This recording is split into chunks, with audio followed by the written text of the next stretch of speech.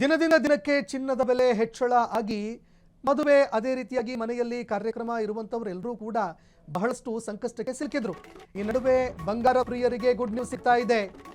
ಯುದ್ಧದ ನಡುವೆ ಚಿನ್ನ ಹಾಗೂ ಬೆಳ್ಳಿಯ ಬೆಲೆ ದಿಢೀರನೆ ಕುಸಿತ ಆಗಿದೆ. ಚಿನ್ನದ ಬೆಲೆ ದಿಢೀರನೆ 8,000 ರೂಪಾಯಿ ಕುಸಿತ ಆಗಿದೆ. 3-4 ದಿನಗಳ ಹಿಂದೆ ಸರಿಸುಮಾರು 2,800 ರೂಪಾಯಿಯಷ್ಟು ಕುಸಿತ ಆಗಿತ್ತು. ಈಗ 8,000 ರೂಪಾಯಿ ಕುಸಿತ ಆಗಿದೆ. ಪ್ರತಿ ಕೆಜಿ ಬೆಳ್ಳಿಯ ಬೆಲೆಯಲ್ಲೂ ಕೂಡ ಕುಸಿತ ಆಗಿದೆ. 15,000 ರೂಪಾಯಿ ಬೆಳ್ಳಿಯ ಬೆಲೆಯಲ್ಲಿ ಕುಸಿತ ಆಗಿದೆ.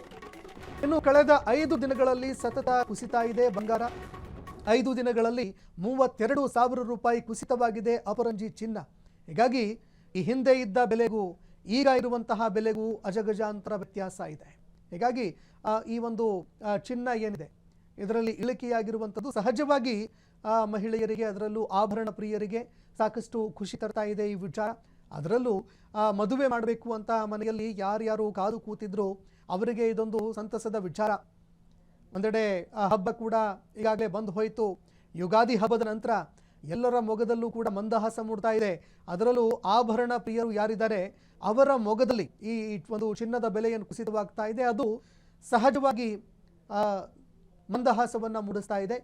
ಹೀಗಾಗಿ ಈಗ ಸಹಜವಾಗಿ ಚಿನ್ನದ ಬೆಲೆ ಕಡಿತ ಆಗಿರೋದ್ರಿಂದಾಗಿ ಚಿನ್ನ ಹಾಗೂ ಬೆಳ್ಳಿ ಖರೀದಿಯ ಭರಾಟೆ ಜೋರಾಗುವಂತಹ ಸಾಧ್ಯತೆಗಳು ಕೂಡ ಕಂಡು ಬರ್ತಾ ಇದೆ. ಅದರಲ್ಲೂ ರೂಪಾಯಿ ಮೌಲ್ಯ ಕುಸಿತ ಆಗಿದೆ. ಮತ್ತೊಂದು ಕಡೆಯಲ್ಲಿ ಫಾರೆನ್ಸಿಕ್ ಎಕ್ಸ್ಚೇಂಜ್ ಅಂತ ನಾವೇನು ಕರಿತೀವಿ, ಇದರಲ್ಲೂ ಕೂಡ ಯಾರ್ಯಾರು ಹೂಡಿಕೆ ಮಾಡ್ತಾರೆ ಶೇರ್ ಮಾರುಕಟ್ಟೆಯಲ್ಲಿ ಅವರು ಸಾಕಷ್ಟು ನಷ್ಟವನ್ನು ಅನುಭವಿಸ್ತಾ ಇದ್ದಾರೆ. ಇದೇ ಕಾರಣಕ್ಕಾಗಿ ಶೇರ್ ಮಾರುಕಟ್ಟೆ ಬಿದ್ದೋಗಿತ್ತು ಕೂಡ. ಭಾರಿ ಪ್ರಮಾಣದಲ್ಲಿ ಶೇರ್ ಮಾರ್ಕೆಟ್ ಕೂಡ ಬಿದ್ದೋಯ್ತು. 11 ಲಕ್ಷ ಕೋಟಿಯಷ್ಟು ನಷ್ಟ ಕೂಡ ಆಯಿತು.